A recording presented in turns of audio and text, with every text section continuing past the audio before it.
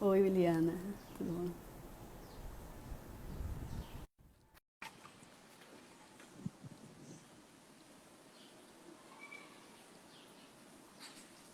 Já tá me vendo aí? Oi, Juliana. Boa tarde. Tô te vendo. Tudo bem?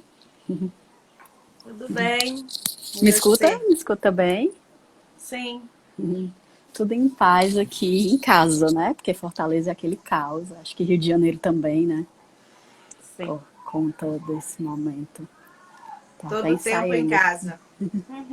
Todo tempo, né? Tô até ensaiando aqui mudar os ares hoje, né? Porque a internet aqui hoje não tá muito legal. Aí eu vim até pra varanda que fica mais perto do ponto da internet, sabe? Aham. Acho que aí se a gente tiver algum probleminha aí de conexão, peço até desculpa, né? Se der alguma falhinha, mas acho que vai dar certo. Vai dar certo. Se não der, a gente cai e volta. Cai e volta. Inclusive, como a gente tem feito também com relação ao tempo, tá, Eliana? Acho que com 60 minutos ele encerra, né? E aí a gente tem reiniciado. E Tá. geralmente ser organizado de forma a pessoa falar nos primeiros 60 minutos e na segunda live responder as perguntas, mas daí fica à vontade que a gente vai de acordo com a tua pegada, Tá certo? bom. Tá ótimo. Então, boa tarde a todas e a todos, né? Iniciamos aqui mais um Nepsis na quarentena, né? Hoje eu tenho o prazer de receber aqui, né? A psicóloga clínica Williana Lousada, né? Psicóloga clínica que trabalha na assistência e formação, né? Pesquisadora na área de saúde mental pública e doutora em psicologia pela Universidade Federal Fluminense, né? Liliana, agradeço bastante você ter aceito o convite, né? É sempre bom te escutar, né? Te conheci, está fazendo um pouco mais de um ano, né? Lá em Parnaíba e assim, e as outras vezes que eu te ouvi falar e as trocas estabelecidas sempre foram muito interessantes, né?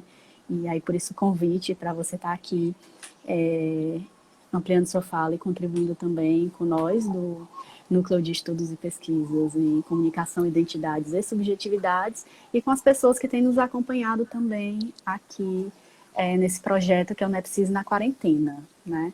Então, mais uma vez te agradeço, né? E passo a palavra. Obrigada, Sim, eu esqueci de Monalisa. falar o título, desculpa, né? E o Iliana vai discutir com a gente a questão da clínica, né? A partir de clínica e processos grupais e a quarentena. Desculpa. Isso. Então vamos lá. Monalisa já me apresentou. Boa tarde para todo mundo que está aí. Fiquei com vontade de conversar um pouco sobre o trabalho com grupos, né? Primeiro porque eu considero um desafio especial para esse momento de quarentena, né? Todos nós estamos enfrentando essa novidade que é atender exclusivamente online, né?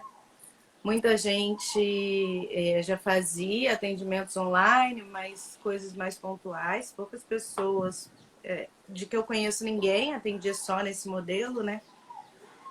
Então, estamos aí com essa novidade. Mas para os grupos, né, assim, eu acho que fica uma questão a mais, né? Como é que a gente faz com os grupos online? E aí pensei em fazer um pouco um trajeto. Eu gosto muito de trabalho com grupo, trabalho com grupo há muitos anos e pensei em fazer uma explanação assim sobre o que eu entendo desse trabalho e falar um pouco no final como está sendo isso na quarentena, no modo online, né? Também pensei em falar de grupos, né? Porque dentro do referencial teórico que eu trabalho, né? Que é a esquizoanálise, a clínica transdisciplinar, a gente vem de uma tradição grupalista, então esse trabalho com o grupo, ele é um trabalho que a gente considera de ponta, é um dispositivo que a gente considera dos melhores para trabalhar a questão da coletivização, da publicização, né, dos sintomas, das questões tornadas individuais no modo de vida capitalístico, né? E também, enquanto um enfrentamento, né, porque eu trabalho com uma clínica que não se dissocia da política, né? Então, enquanto um enfrentamento, né, ao que comparece potencializado na quarentena, que é a solidão, ou a dificuldade de convivência com os familiares ou com as pessoas com que se mora nesse momento, né? Os encontros de grupo têm sido também muito potencializadores, têm sido muito terapêuticos, né? Muitas vezes só pelo encontro. Então, eu tenho escutado isso bastante. E acho que também é um motivo para falar de grupo, né? Bom, aqui no Brasil, o trabalho de grupo, basicamente, ele entra pelo Sistema Único de Saúde, né? Trabalho clínico em grupo, né? Uma escola que eu considero primordial para um manejo de grupo, um trabalho grupal, né? E muitas vezes algumas pessoas que chegam à clínica particular chegam com um estigma relacionado ao grupo, porque vão associar isso a um trabalho que é mais barato, que é para economizar tempo e dinheiro, e que seria um trabalho que estaria abaixo do trabalho individual, né, inferior, né, de menos qualidade. Certamente eu não vejo isso assim, né? Eu acho o contrário, eu acho que isso foi uma criação, né? O trabalho de grupo ele é uma criação, vem de outras experiências também, do João Rivière, enfim, é fruto de muitas pesquisas, né? E ele é um trabalho afirmativo, de muita potência, e eu afirmo a sua excelência e a sua eficácia no trabalho clínico, né? E então eu considero que isso pode e deve ser usado nos ambulatórios, né? Enfim, na clínica do SUS e na clínica particular nos consultórios, né? E é muito importante quando a gente pensa num modo de vida muito pautado no indivíduo, quando a gente pensa num sistema, né, capitalista que tem causado muitos adoecimentos do que a gente chama do individualismo, né?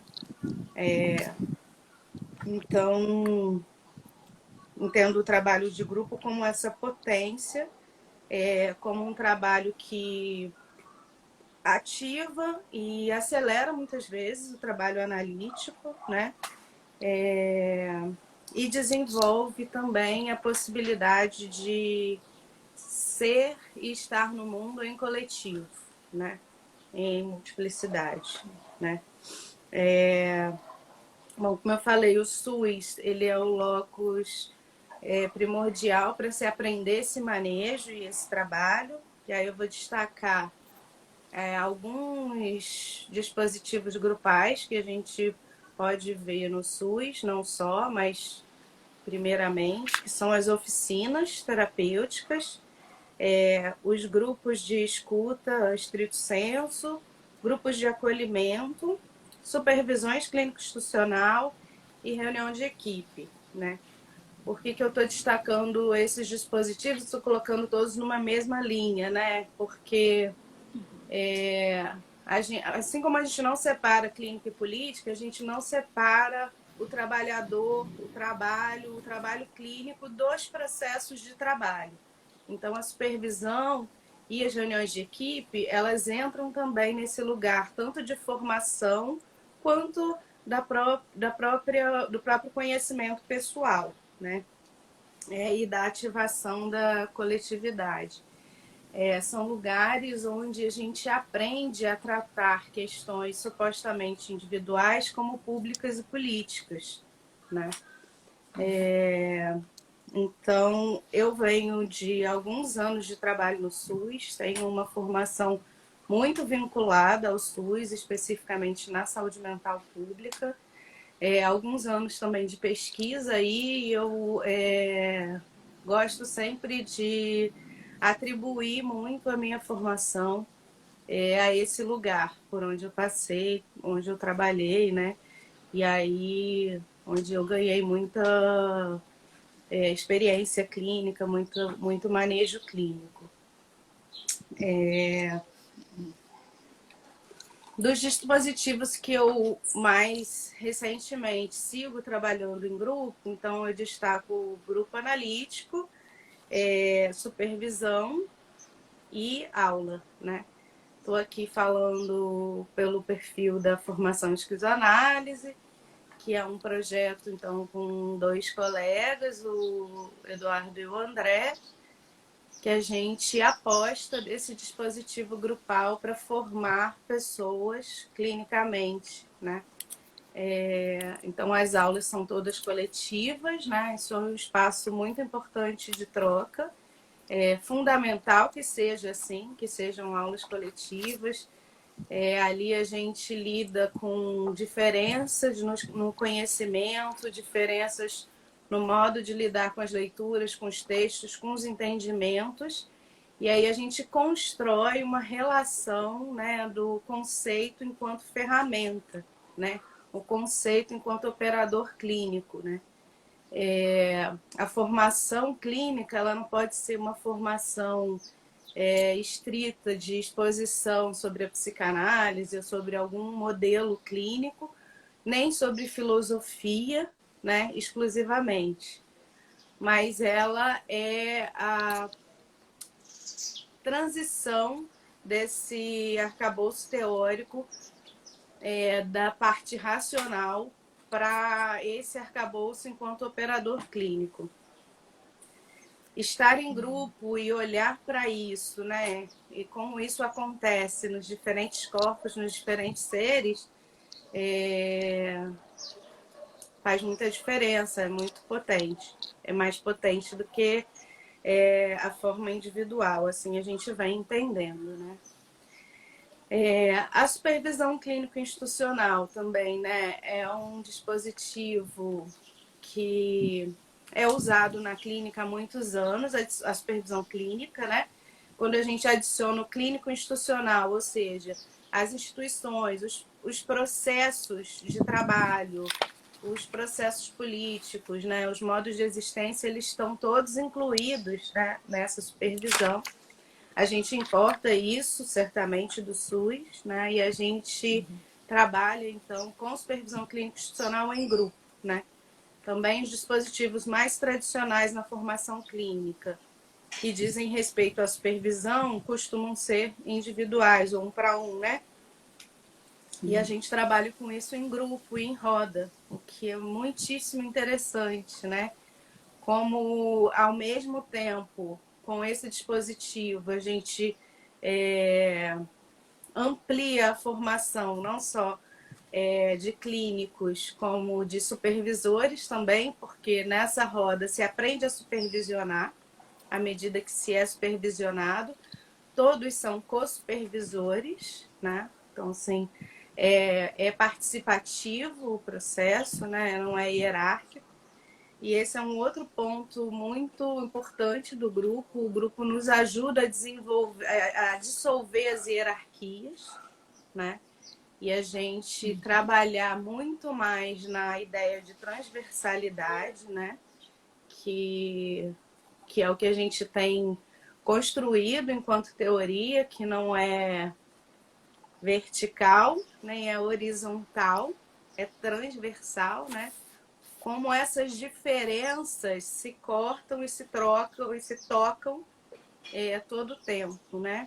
Os processos grupais, eles são muito valiosos para a construção dessa transversalidade, né? Então, eu trabalho com supervisão não só na formação, também com grupos autônomos, enfim. é um dispositivo muito potente do processo, com o processo grupal, né? E o terceiro dispositivo é o dispositivo analítico, né? Então, não é sem dificuldade, né? O dispositivo da supervisão e o dispositivo das aulas encontram menos resistência no público em geral. O dispositivo de análise encontra mais resistência, né? No nosso modo de vida, em como a gente se entende, a questão das intimidades, né? Da vergonha, de que os sintomas são muito meus, muito íntimos, né? E não se quer falar isso para um grande número de pessoas. Então, sim, é uma dificuldade formar grupos de análise, né? Mas eu tenho persistido nessa ideia e nessa aposta, né? Construo isso com as pessoas que me procuram para análise, de desnaturalizar a análise enquanto um lugar individual, né? Enquanto um trabalho um para um. E por que é importante, né, Mona Lisa, essa desconstrução desse lugar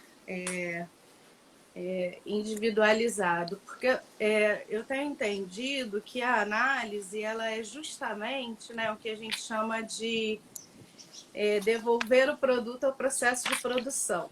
Né? Se a gente entende que o que a gente inclusive os nossos sintomas e as nossas dores, eles são produzidos nos sócios, né? No locus onde a gente vive, né? Ele é sempre coletivo, né? Então, intimizar, interiorizar essa questão, né, é um adoecimento. E o processo analítico ajuda, então, a devolver isso ao lugar onde ele foi produzido, ou seja, ao coletivo, à sociedade, aos sócios, né? Por isso, né, e por outras questões mais, a gente segue repetindo a clínica inseparável da política, né? Então, esse trabalho de devolver o produto ao processo de produção, quer dizer, o que nós somos, né, para um plano onde isso foi produzido, isso foi criado, né? Nós não nos formamos, não nos criamos, não somos o que somos sozinhos, né? O processo grupal, ele tem, eu posso dizer, uma primazia, né? Já que a gente está falando de coletivo, de sócios. Então, claro, se eu digo para uma pessoa, já não está mais só comigo. É uma coletivização. Mas se eu tenho concretamente, né, um espaço múltiplo, com mais pessoas, né, isso ganha uma materialidade muito diferenciada, né? Então, isso faz parte do porquê eu venho entendendo o grupo como um dispositivo preferencial e que potencializa, de fato, os processos analíticos, né? Bom, e como tem sido isso? Quer falar? Assim, eu queria pontuar e te pedir para falar um pouco mais, né? Esse importante deslocamento que você coloca, né? Que é ressituar questões que são supostamente individuais, né? Que nós aprendemos, vivenciamos e somos subjetivados, né?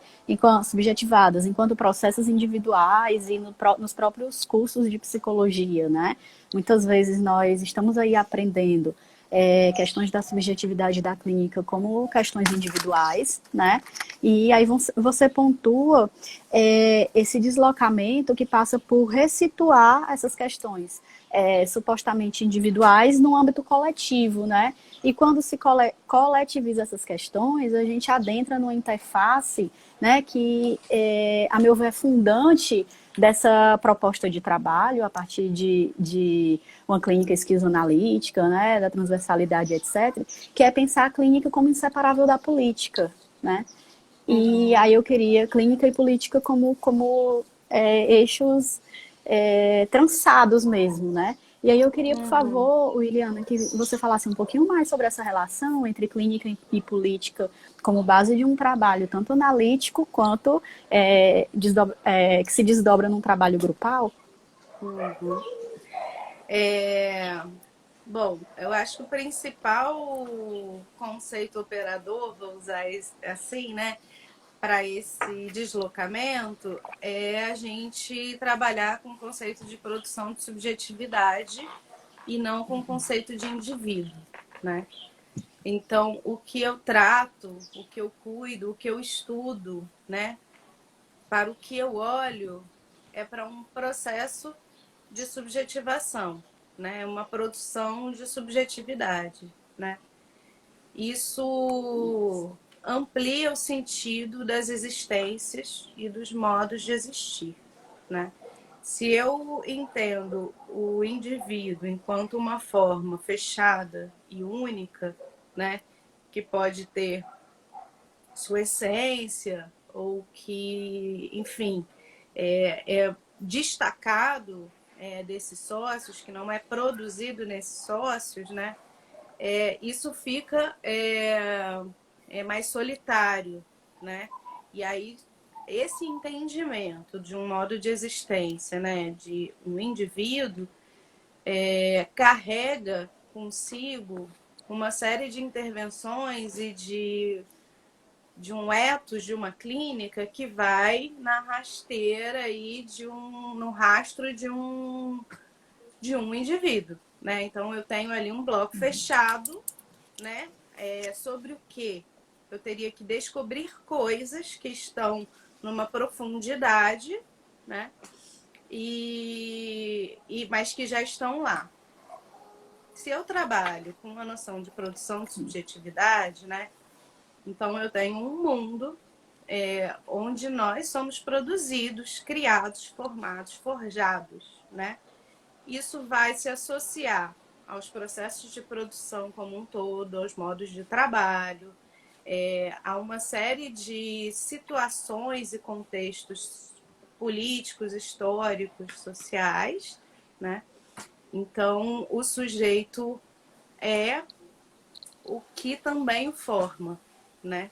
Então, ao mesmo tempo que eu, sujeito, produzo outros sujeitos, né? Outros sujeitos me produzem, assim como o mundo e tudo que nele há. Ou seja, a política, os modos de vida em geral, os modos como nos relacionamos. E no rastro disso, então, a gente tem uma clínica que vai se ocupar de entender os modos de vida, né?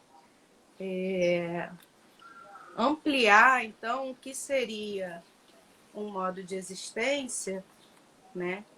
Incluindo tudo que a forma, né? Que a produz.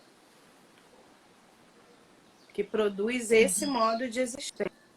E aí a gente se ocupa, por exemplo, enquanto clínicos, em entender, fazer análise de conjuntura, né? A gente se ocupa enquanto clínico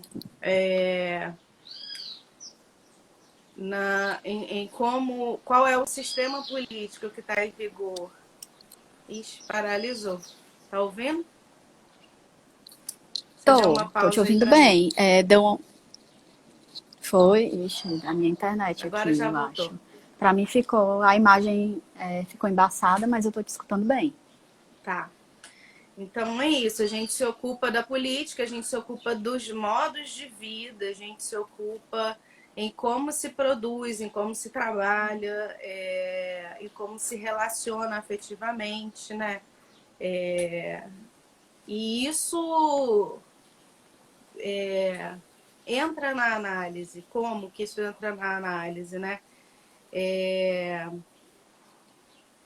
Eu não tenho de antemão, né, formado o que uma pessoa seria, né, enquanto um modelo mais rígido, né? Mas isso é construído a cada encontro na escuta de tudo que se vive nesse momento, enfim, também da história de vida, mas também de todo o social, né? Então a gente entende que toda clínica é social, né? Então, assim, isso é um pressuposto também dessa clínica inseparável da política nesse sentido.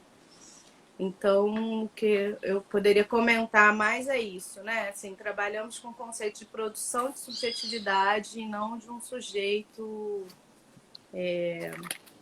mais fechado, né?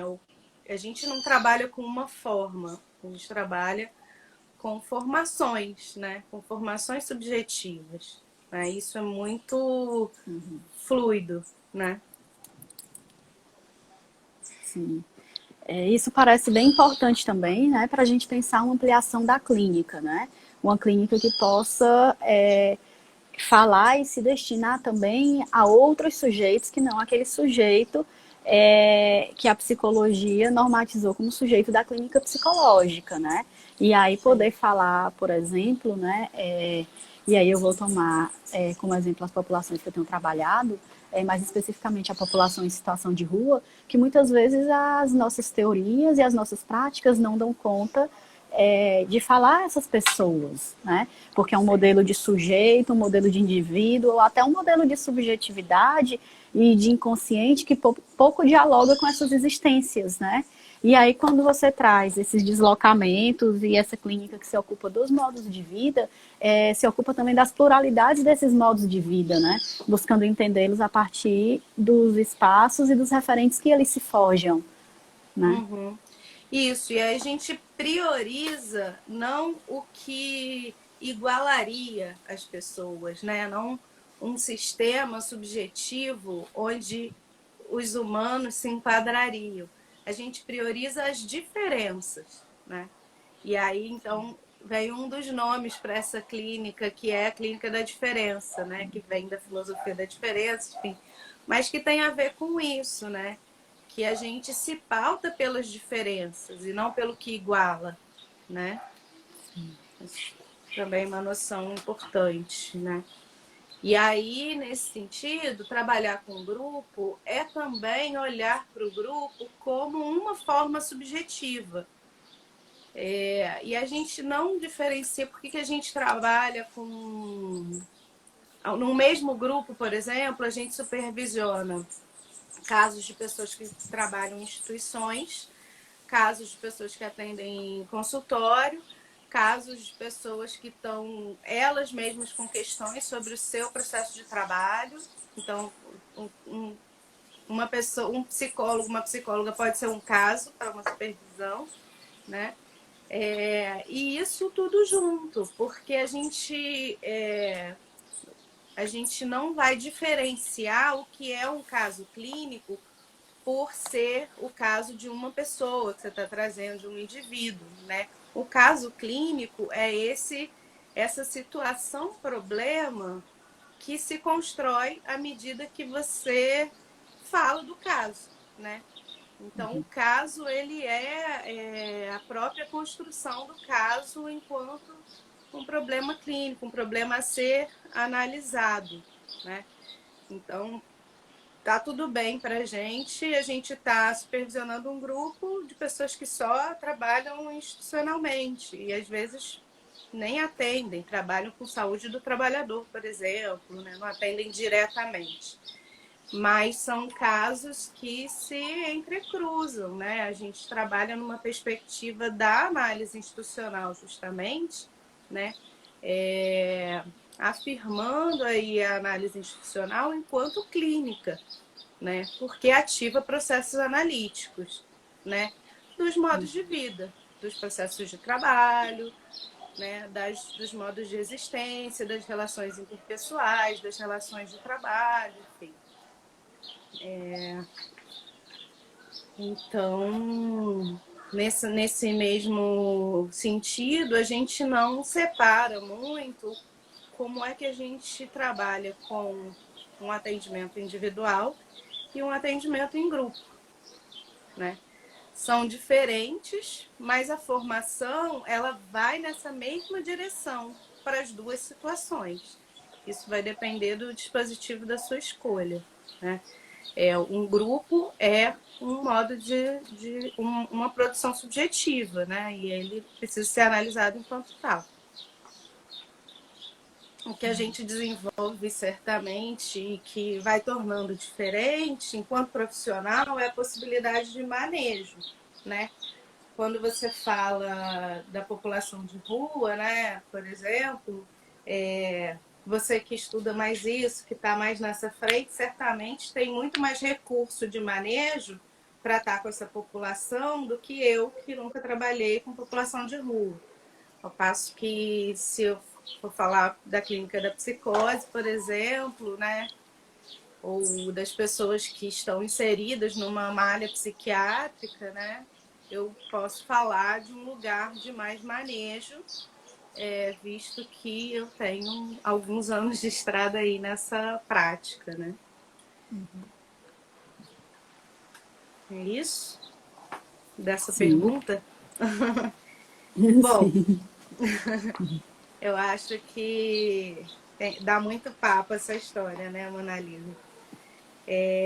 E como é que tem sido isso na quarentena, né? Eu falei no início que eu considero um desafio extra, né? A gente tem tantos desafios aí nesse período de pandemia, de estar isolado, né? De estar fechado nas nossas casas a maior parte do tempo, né? Sem encontros presenciais.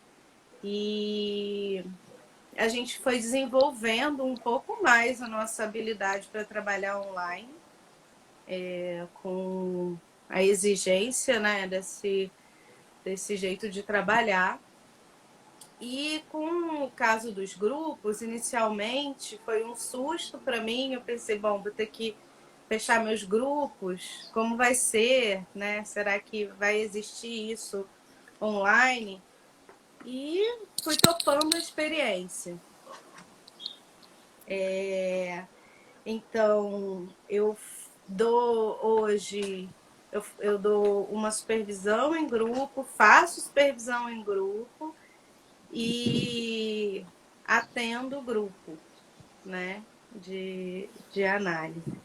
Foram experiências diferentes. A gente teve também a última turma aqui da formação que começou no modo presencial e foi atravessada pela pandemia. A gente precisou fazer os últimos encontros no modo online, que também foi uma experiência nova para a gente, né? Então, o que eu observei, né, que eu acho que a gente pode compartilhar um pouco? Quando começa, a dispersão é muito maior, né? E quanto maior o grupo, mais difícil o manejo online. Quando eu estou falando de uma clínica de consultório particular, né, eu estou falando de um lugar um pouco mais comum, onde a maior parte das pessoas tem acesso à internet, tem um smartphone ou um computador para acessar, né? E isso facilita esse processo. Bom, considerando então esse lugar onde as pessoas tenham a parte material para acessar, né, a gente tem essa maior distração por ser um grupo, enfim, por serem mais pessoas, que já é difícil no presencial. Às vezes, né, num grupo é comum, uma pessoa se distrai, uma pessoa, enfim, cochila, tem isso, né?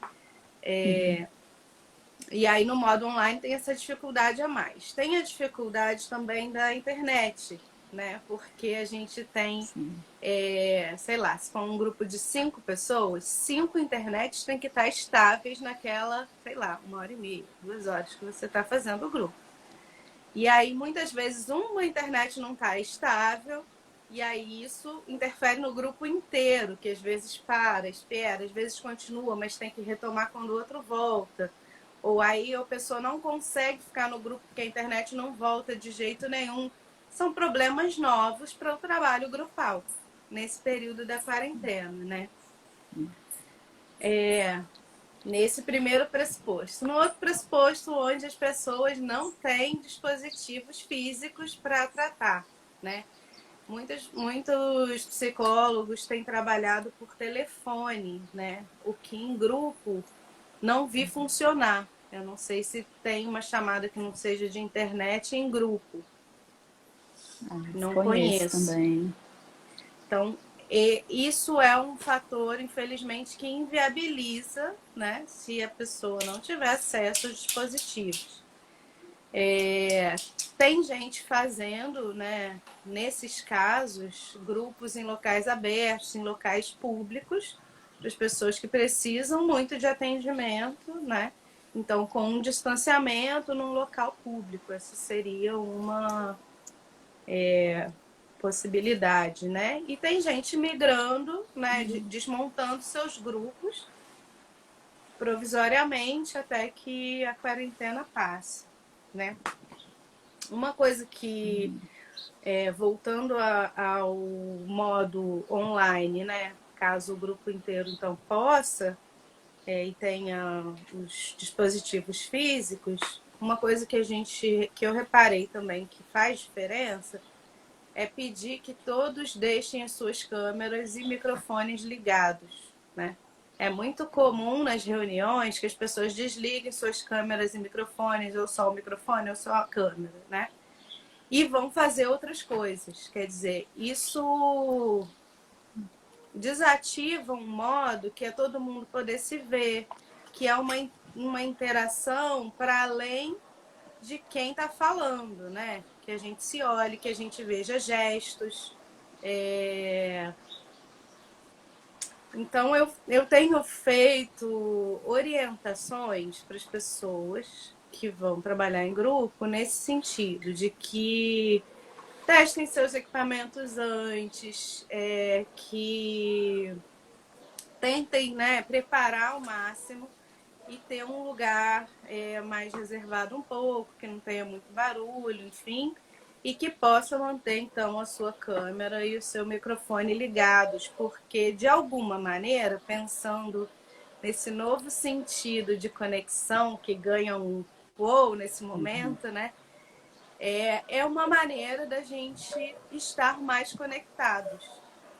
A gente vive nesse momento esse paradoxo, né? Que é uma hiperconexão e, ao mesmo tempo, muita desconexão ou muita dificuldade de se conectar com os outros, né?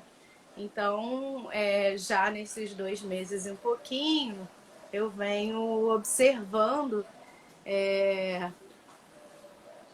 as coisas que vão fazer diferença nesse momento. Então, a gente está aprendendo a se concentrar, a gente está aprendendo a se conectar para além da conexão com a internet, né? Se conectar uns com os outros nesse modo online, né? E certamente o desafio é maior quando a gente precisa se conectar com mais pessoas, né? E isso já é um desafio antes da pandemia, né? No presencial, como eu estava falando, das muitas resistências a um trabalho grupal, né? Mas isso tem um plus aí nesse período de quarentena. Então, uma observação que quanto maior o grupo, mais difícil. Nesse primeiro momento, eu tenho priorizado trabalhar com grupos menores, né? Até 10 pessoas tem sido mais viável. Na experiência da formação, nós tínhamos uma turma de 16 pessoas e 3 professores, era um grupo de 19. Tivemos alguns desafios, reformulações no meio do caminho, né? Mas conseguimos fazer, mas de fato é uma dificuldade maior, né? Então, pode falar. Sim, porque esse estar presente, né, ele precisa ser reconfigurado no deslocamento para as tecnologias, né? Que é outra Sim. forma de estar presente, né? E aí, tanto fica o desafio para quem maneja o grupo, como para as próprias pessoas, né? Que muitas vezes não estão problematizando o uso dessas tecnologias, né? E parece que, não, tanto faz, assim, é a mesma coisa de eu estar interagindo mediado por um dispositivo técnico e eu estar interagindo sem essa mediação da técnica, né? Quando, né? Opa! Desculpa. quando na realidade isso interfere diretamente na questão da presença, né? Isso implica diretamente na questão da presença. Com certeza. E é isso, né? Eu falei numa outra live que são desafios novos, pero não mútil. Porque o problema da conexão, o problema da presença, né? Os problemas de se estar em grupo, eles já são desafiadores, né? Antes da internet. Sim. E a gente já vinha criando manejos sobre isso, né? Isso é tema do próprio grupo, né? Falar sobre si, sobre sua presença, sobre sua conexão, suas dificuldades uns com os outros, né? E agora na internet vem algumas questões novas, alguns desafios novos, né? Mas que sim, diz respeito justamente à conexão, e aí nos seus vários sentidos, seja a conexão da internet, seja a conexão uns com os outros, né? Deixa eu ver se eu esqueci alguma coisa aqui, Mona Lisa, que eu tinha separado para falar.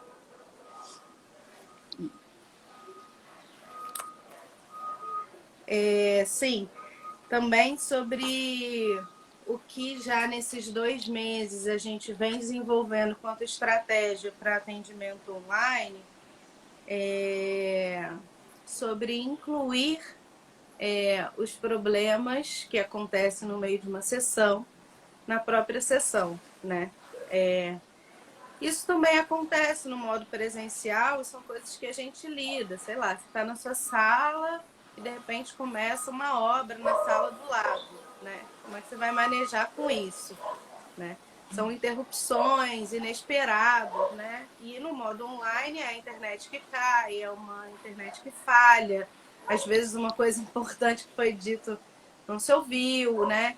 O problema do local, né? Muitas pessoas não conseguem um local onde se sinta bem, né? Eu tenho relatos de algumas pessoas que pararam suas terapias porque não conseguem ter um espaço em casa, né? Onde se sinta à vontade para falar. Tem todas essas novidades aí nesse momento. Mas que a gente vem criando maneiras. Então, alguns fazem por telefone, então alguns têm feito por escrito, né? Já que não conseguem falar. Tem múltiplas maneiras que têm sido inventadas nesse momento. Então, acho que é isso. Assim, se você quiser retomar mais algum ponto, se tiver alguma questão, acho que a gente pode começar a abrir. Sim. Sim, nós temos aí um desafio imenso, né, como você coloca, porque é preciso, né, para além da mediação, inventar formas de interação mesmo, né, inventar formas de um manejo clínico e de interação clínica, como você coloca. Algumas pessoas não conseguem esse espaço de privacidade que permitem falar por vídeo, né, como nós estamos falando aqui. Outras pessoas não conseguem nem falar por voz, né? Sim. Aí apela para mensagem. Outras pessoas têm as limitações da internet, né? Nós estamos com um projeto de atendimento psicológico também, né? E temos lidado diretamente e diariamente com essa questão, né? Das formas de tornar a clínica possível, né? Nesse contexto de mediação, né? Sim. Assim, tendo a mediação como condição, né? Até porque tanto em cumprimento às medidas de distanciamento, né? Quanto o lockdown mesmo, não pode sair, porque você colocou, não, alguns grupos eles estão acontecendo em espaços públicos, né, de acordo com as medidas, mas, por exemplo, se nós tomarmos o contexto de Fortaleza, hoje isso é impossível, isso é inviável, inviável e impossível, né, e ao mesmo tempo nós temos aí demandas de atendimento que se fazem cada vez mais urgentes, né, cada vez mais crescentes e cada vez mais urgentes, né, então... Acho que o próprio Conselho de Psicologia, na última resolução, né, de março de 2020, que já fala da questão do contexto da pandemia, já leva em consideração essas invenções que vão ser necessárias, né? E quem está nesse fazer clínico, precisa estar todo dia se reinventando. Não que na clínica antes da pandemia, ou na clínica tete-a-tete, como eu costumo chamar, não haja necessidade dessas reinvenções, né? Mas nós temos aí outros desafios que se impõem, inclusive o desafio de se compreender, né, o que é isso que nós estamos fazendo, que processos interacionais estão atravessando essa clínica. Sim, né? totalmente. Eu digo assim, porque os serviços de saúde pública, eles têm sido mantidos, né? Quando eu falo da invenção desses outros lugares, é muito Sim, pensando nos espaços que estão funcionando, né? Muitos sim, sim. CAPs estão atendendo, assim, por telefone e por internet, mas é isso, tem um público que não tem esse acesso, né? E se a gente vai Sim, pensar numa porta de entrada mais democrática, vamos usar esse termo, né? Que a gente possa ampliar sempre esse acesso, né? A gente se ocupa sempre de pensar que esse dispositivo, embora para uma parcela da sociedade seja muito comum, que a gente use videochamados, que a gente use smartphone, que a gente use computador, há uma grande parcela da sociedade que não tem esse acesso, né? Isso daria tema para uma outra live até, eu acho. Mas pensando nos serviços públicos de saúde que não estão fechados, né? Tem essas alternativas para não se interromper o trabalho de grupo. Porque se a gente, enquanto profissional psi, né, conseguiu fazer essa virada e não ter tantas perdas na quarentena, né, a gente conseguir manter processos analíticos importantes, manter tratamentos de pessoas mais e menos graves, né? Na parte do trabalho de grupo, a gente teve muitas perdas, né? E eu chamo atenção para uma sustentação necessária desse trabalho, né? Que a gente, quando eu conto essa história um pouco, quando eu falo da potência do dispositivo grupal, eu acho que também colocando para mim mesmo, mas para a gente enquanto categoria, né? O desafio de criar sobre isso, né? E não se render no primeiro momento ao desfazimento dos grupos, né? Ah, não, agora não vai ter jeito, né? Como inclusive me ocorre num primeiro momento. Agora o grupo não vai rolar, né? Então a gente precisa inventar também sobre isso, né? Porque isso é uma força que incide sobre o grupo, entendendo o grupo como esse enfrentamento a um modo de vida, né, capitalístico, que insiste muito sobre o individualismo, sobre o indivíduo, né? A gente precisa sustentar esse trabalho que é um trabalho de resistência, né, a uma política muito individualizante, né, que reforça muito essa interiorização, essa intimização, né, relacionada aos sujeitos, né, a ver muito a produção de subjetividade nesse lugar de uma forma única e mais dura, né? sim.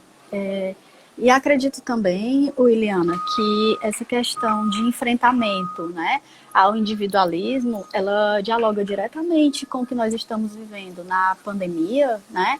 Porque esses distanciamentos sociais, essas medidas de distanciamento tão necessárias nesse momento, né? Elas acabam resultando também em uma espécie de individualização das pessoas, né? De desmobilização, de Sim, descoletivização, né? E isso traz uma série de implicações e de consequências, de desdobramentos, né? Inclusive políticos, inclusive de enfraquecimento de movimentos de trabalhadores, que nesse momento são tão importantes, de se fortalecerem, né? De determinados enfrentamentos políticos que nós estamos vendo que cada vez se fazem mais urgentes diante do contexto que nós estamos vivendo, quanto também a própria questão da socialização mesmo, né? Da Uhum. socialização, dos vínculos familiares, né? De amizade, etc, etc. Que nós somos formados nesses vínculos e, de repente, né, precisamos reinventar outras formas de lidar com esses vínculos, de reconstruir esses vínculos, né? Então, é um desafio que se impõe e, assim, como você traz, né? O grupo ele tem se mostrado bastante potente, embora desafiador, bastante potente, para que essas questões elas não fiquem colocadas para debaixo do tapete, para serem retomadas com o fim da pandemia, né? Sim. Porque a gente sabe que algumas questões colocadas para o fim da pandemia, elas vão perder potência, né? Se a gente for colocando, guardando debaixo do tapete e alguns usos, né? Ideológicos, políticos, de estabelecimento de hierarquias, né? Desmobilizações sociais, etc. Eles vão ser feitos disso daí, né? Então, Uhum. esse viés de resistência que você coloca, acho que é extremamente importante e urgente, né? Também. Sim. Porque muitas vezes a gente, diante de uma dificuldade, né, tende a criar menos, né? Temos vivido momentos de muita tristeza, né? De muita ansiedade, né? Sintomas de medo, né? Uma produção de medo, né? Maior do que a necessária, né? Isso tudo nos despotencializa e nos tira o potencial criativo, né?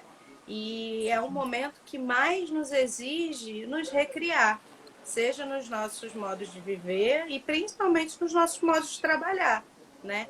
Se entendemos que a nossa profissão, que o nosso fazer é um fazer político, né? Porque a gente justamente entende modos de vida, nas criações de mundo, né? E se a gente recua nesse momento nos nossos trabalhos de resistência e de intervenção política, né, sociopolítica, enfim, a gente tem muitas perdas, né? E não é um momento que a gente está podendo ter mais perdas, né? Então, o Sim. estímulo, assim, né? As coisas que eu tenho pensado nesse momento vão muito nessa direção, sabe, Mona Lisa, da gente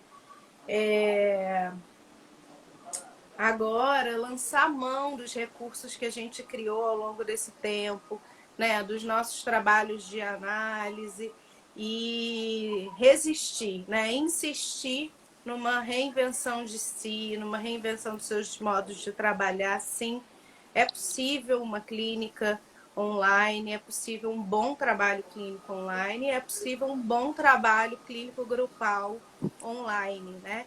Então, que a gente distribua nossos smartphones antigos para os pacientes que eventualmente não tenham condição, que a gente, né, socialize, conserte computadores antigos, e que a gente construa mesmo possíveis para esse momento e sustente esse trabalho interventivo.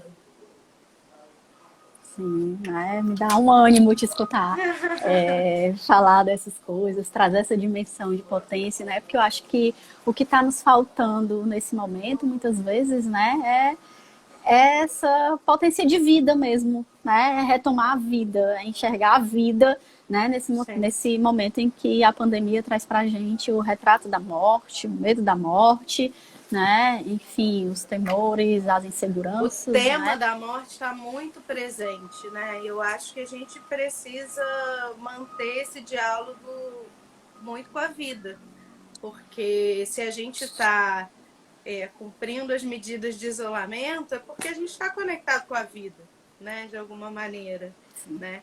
E vamos partir daí, assim, né? Sim, e acreditar que vidas são possíveis, né? Nos mais variados contextos, vidas são possíveis. E acho que com isso, né, afirmar que vidas são possíveis, a gente não está aqui deixando de lado discussões sobre uma biopolítica ou biovigilância. Não, né? Acho que isso tem atravessado a gente, inclusive como preocupação também, né? Outra dimensão dessa modalidade de atendimento mediado, né? Que é a questão dos algoritmos, gerado dados e tudo. Acho que tudo isso tem sido questão também, né? Mas nós Sim. precisamos, acho que, inventar a vida, né? diante disso tudo, né? Inventar possíveis de vida, senão a gente vira talvez, né, meros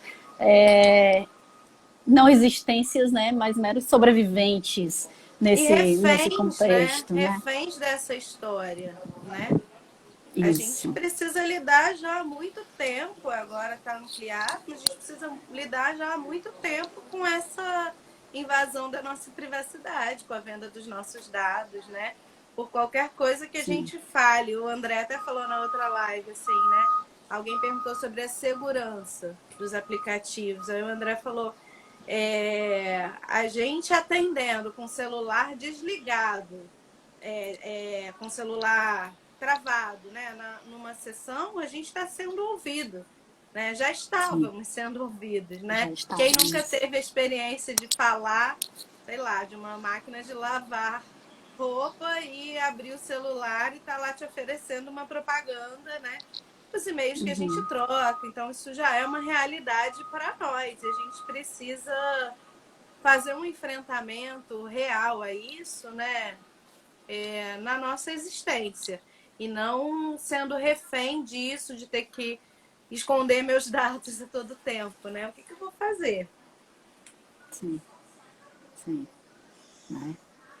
É isso, Eliana. Assim, a gente está se aproximando do tempo da live. Temos aqui elogios, não temos perguntas, né? Temos aqui elogios, a live, tudo. E assim, eu quero te agradecer. Acho que esse diálogo foi super potente, né?